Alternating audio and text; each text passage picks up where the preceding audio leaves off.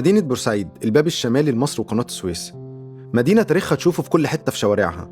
المدينة طول عمرها مشهورة بتجارة البالة، يعني الملابس المستوردة، بس النهاردة ومن مصنع لوتس بقت هي اللي بتصدر الهدوم للعالم كله. والمصنع هنا في مكان بريمو، في المكان المناسب لأي مصنع بيصدر 100% من إنتاجه.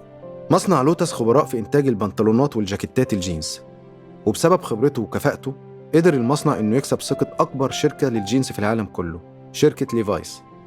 وب 54 خط إنتاج المصنع بيصدر جزء كبير من إجمالي إنتاج شركة ليفايس في العالم كله.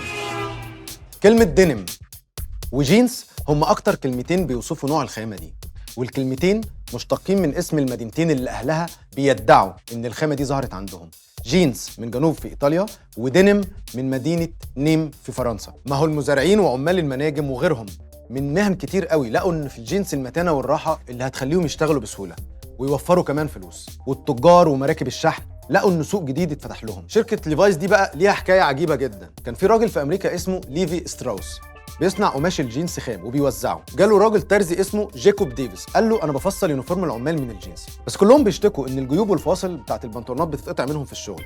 فانا عندي فكره ان احنا نصنع زي صواميل صغيره تتدق في المناطق الضعيفه من البنطلون علشان نضمن انه مش هيتقطع، وممكن ناخد براءه اختراع بالفكره دي. تشاركني؟ قال له شاركك. ودي كانت بدايه شركه ليفايس اللي هي النهارده تعتبر اشهر ماركه جينز في العالم. والشركه العريقه دي بقى النهارده بتصنع بنطلوناتها عندنا هنا في مصر وبنصدرها لهم وبيبيعوها في محلاتهم بكل فخر وعليها كلمه ميد ان ايجيبت. وفين؟ في مصنع لوتس. مصنع لوتس عندهم مصنعين، مصنع بيصنع القماش الجينز الخام ومصنع بيصنع البنطلونات والجاكيتات، وده المصنع اللي هنروحه النهارده. يلا بينا.